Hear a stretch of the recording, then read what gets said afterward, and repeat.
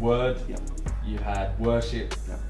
the walk, okay. And then the last one, to keep in the W theme, was I labelled it in the book, I label it world. And what I mean by that is focusing on something outside yourself. So the natural result of pain is you focusing. Right. So I remember my youngest daughter when she was little cutting her finger, and she was screaming and shouting, and Dawn brought her in and fixed her up, and it was a little grass cut, and put a plaster on her. She went back out and played with her friends, forgot all about her finger. She came back into the house, was walking through the living room, and I said to her, "Darling, how's your finger?"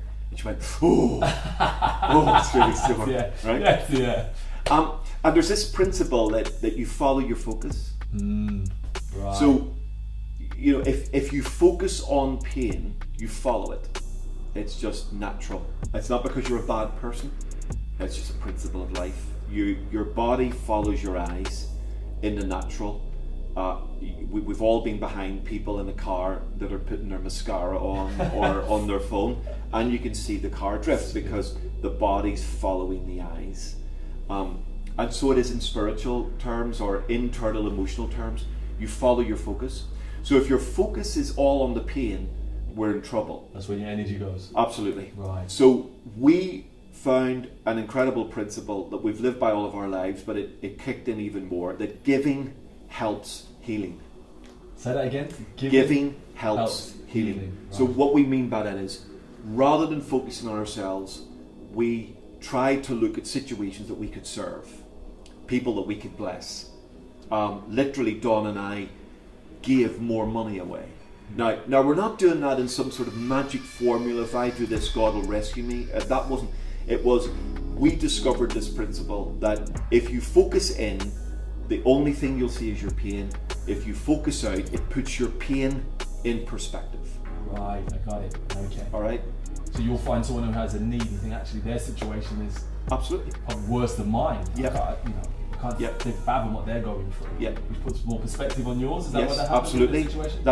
That's one way. So for example, you can find someone worse than you, or it doesn't even have to be that. You're just finding something outside of yourself to pour yourself into. Yeah. So you're volunteering at a soup kitchen. You are helping, the next door neighbor cut her grass. Yeah. You are helping that old man with his shopping. You are a million things. Right. So what that does is, as you're helping somebody else, it's placing your own pain into perspective, and it doesn't go away. Like Beth Ann's finger didn't disappear. The cut was still there, but what happened was she took her focus off it. When she took her focus off it, she wasn't thinking about it all the time. Okay. It was when I reminded her of the pain that became the central focus of her life. And that, I think that's just a life principle. I think it's a spiritual principle. Had we focused only on Simeon's situation, we'd be dead.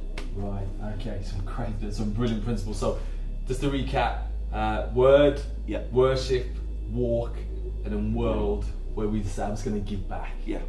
Which makes you realise, I think you mentioned a principle where you can look at things are going good. The fact that I can serve or help that person, all is not bad. Yeah. Okay, now one of the things I was just thinking about, as you went through all four of those principles, they're almost like habits. Yes. So would you say that you made all of those four things habitual? Yes. And if you can do that, that's how you conquer being broken?